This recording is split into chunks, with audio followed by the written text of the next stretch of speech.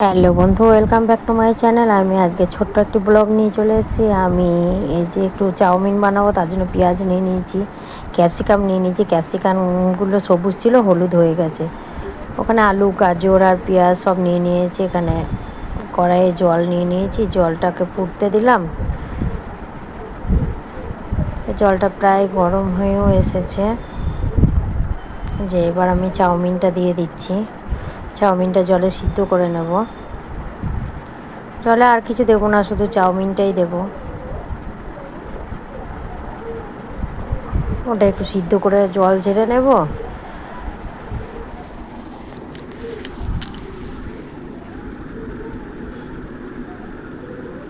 আর আমি চাউমিনে সবসময় ম্যাগি মশলা দিই। চাউমিনে ম্যাগি মশলা দিলে না টেস্টটা অন্যরকম হয়ে যায়, খেতে খুব টেস্টি হয়।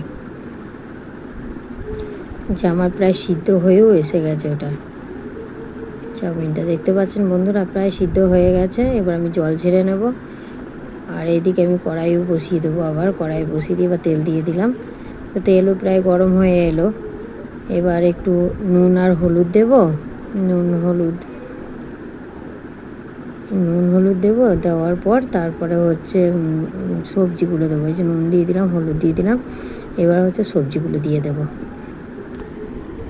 সবজিগুলো একটু ভাজা ভাজা হয়ে আসবে, তারপরে ম্যাগি মশলাটা দেব।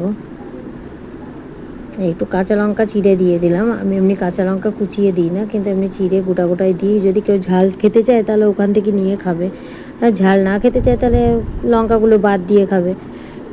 তো প্রায় ভাজা ভাজাও প্রায় হয়ে এসছে। এদিকে আমি এবার ম্যাগি মশলাটা এর মধ্যে দিয়ে দেবো। যেহেতু এটা প্রায় ভাজা ভাজা প্রায় হয়ে গেছে, একটু চিনি দিয়ে দিলাম স্বাদ মতো।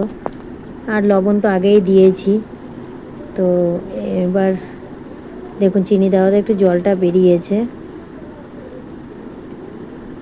এবার আমি ম্যাগি মশলাটা দিয়ে দিলাম। দেখুন 2 প্যাকেট ম্যাগি মশলা দিলাম। 4 প্যাকেট চাউতে 2 প্যাকেট ম্যাগি মশলা দিলাম। তারপরে সবজি আছে। এই যে আমার প্রায় হয়ে এসছে। দেখুন এবার দেখুন চাউমিনটা কেমন হয়েছে।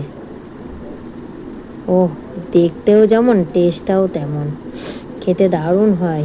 বন্ধুরা এইভাবে একবার ট্রাই করে দেখবেন, দারুণ হয়। ম্যাগি মশলা দিয়ে চাউমিন বানালে দারুণ খেতে হয়। যদি ভালো লেগে থাকে তাহলে লাইক করবেন, শেয়ার করবেন, কমেন্ট করবেন। ধন্যবাদ বন্ধুরা, ভালো থাকবেন।